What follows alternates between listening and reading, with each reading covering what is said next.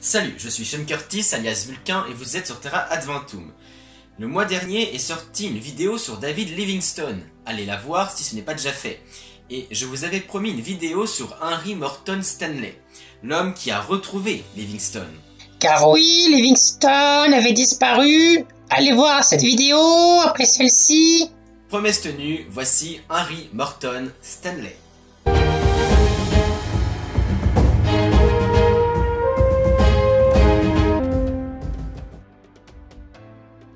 Henry Morton Stanley est né en 1841 au Pays de Galles.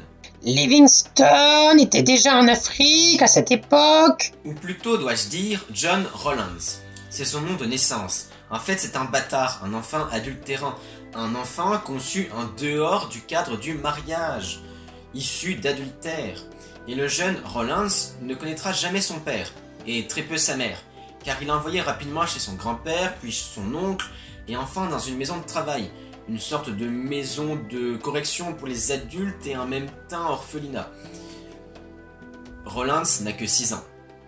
Bonjour, et comme si sa jeunesse n'est pas déjà assez horrible, il faut aussi avouer que dans cette maison, les enfants étaient souvent maltraités physiquement ou même sexuellement par les adultes ou les enfants plus grands.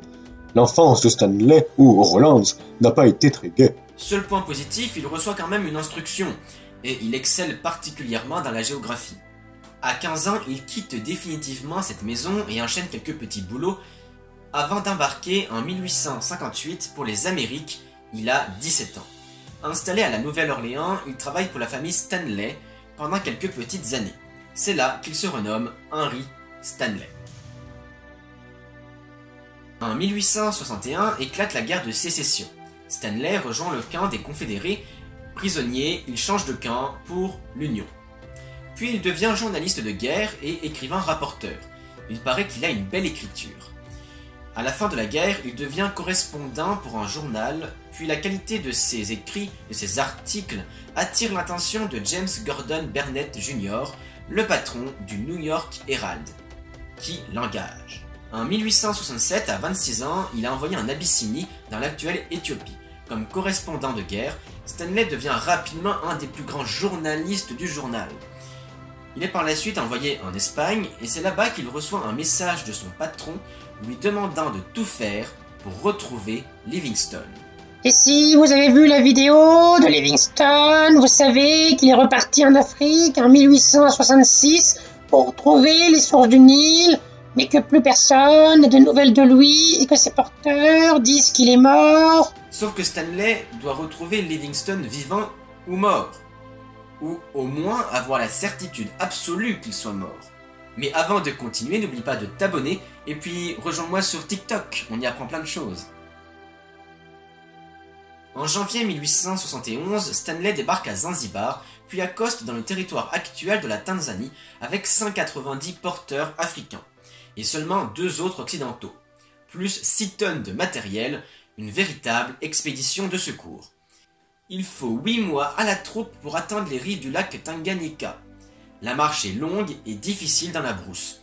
Stanley n'hésite pas à fouetter les porteurs, nombreux sont ceux du coup qui désertent. Ou pire, certains tombent malades et meurent, c'est le cas des 2 occidentaux qui succombent au paludisme. Stanley lui-même est malade, il pense renoncer, mais il entend parler d'un homme blanc qui vivrait dans le village de Ujiji. Et les rumeurs sont justes. Arrivé au village, il aperçoit un vieillard blanc à l'air malade. Stanley s'avance et lui dit tout simplement « Docteur Livingstone, je présume ?» La réponse « Oui, Stanley vient de retrouver Livingstone, un héros britannique. » Stanley et Livingstone restent quelques mois ensemble à explorer les rives du lac et deviennent les meilleurs amis du monde malgré les 28 années qui les séparent.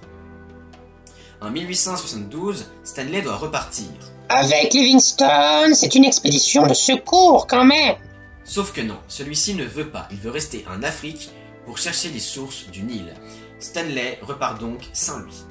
Il serait tout naturel que Stanley soit reçu un héros, et ses nouvelles sur Livingstone font d'ailleurs sensation et sont très appréciées. Mais cette expédition est si extraordinaire que beaucoup ont des doutes sur la véracité des faits. Heureusement pour lui, il a ramené les carnets de Livingstone, et puis la famille de celui-ci a reçu ses lettres écrites par sa propre main. Il faut l'admettre, Stanley n'a pas menti. Il écrit un livre qui devient rapidement un best-seller, Comment j'ai retrouvé Livingstone. Féru d'aventure, il repart en Afrique, toujours pour le New York Herald en 1874, où il atteint le lac Victoria, il y fait le tour complet, de même pour le lac Tanganyika qu'il a déjà exploré, et il atteint aussi le lac Albert. Puis il explore la forêt équatoriale dans l'actuelle République démocratique du Congo en compagnie de Tipo Tip, un marchand d'esclaves. Atteignant le fleuve Congo, il le descend, bloqué quelques jours aux chutes Boyoma, auparavant appelées les chutes Stanley.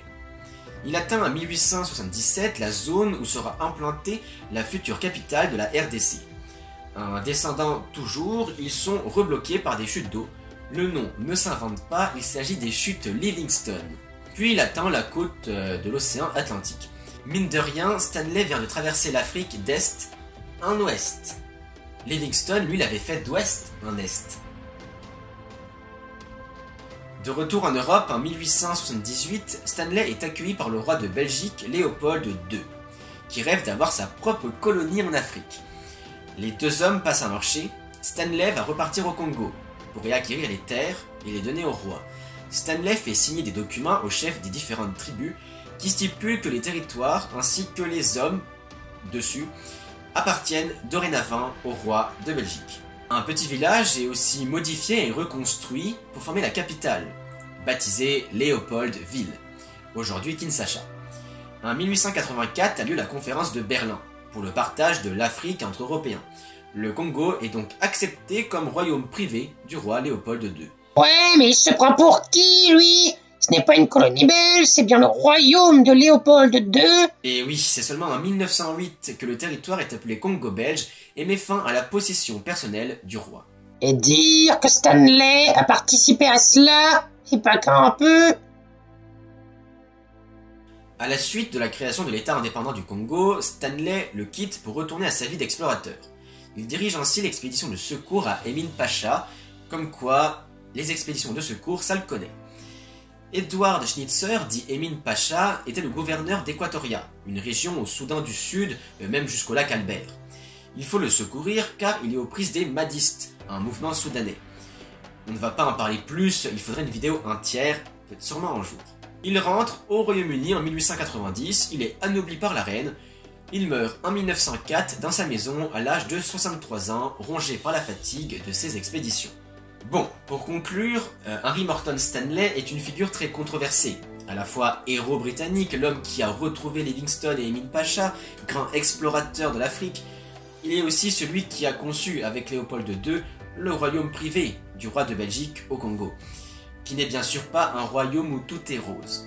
Ouais, drôle de Gugus. Enfin, quoi qu'on puisse dire, Stanley a marqué l'histoire. Comme c'est la fin de cette vidéo, c'est l'heure de l'aimer, de la partager et surtout abonne-toi pour ne pas rater d'autres vidéos. Abonnez-vous, abonnez-vous.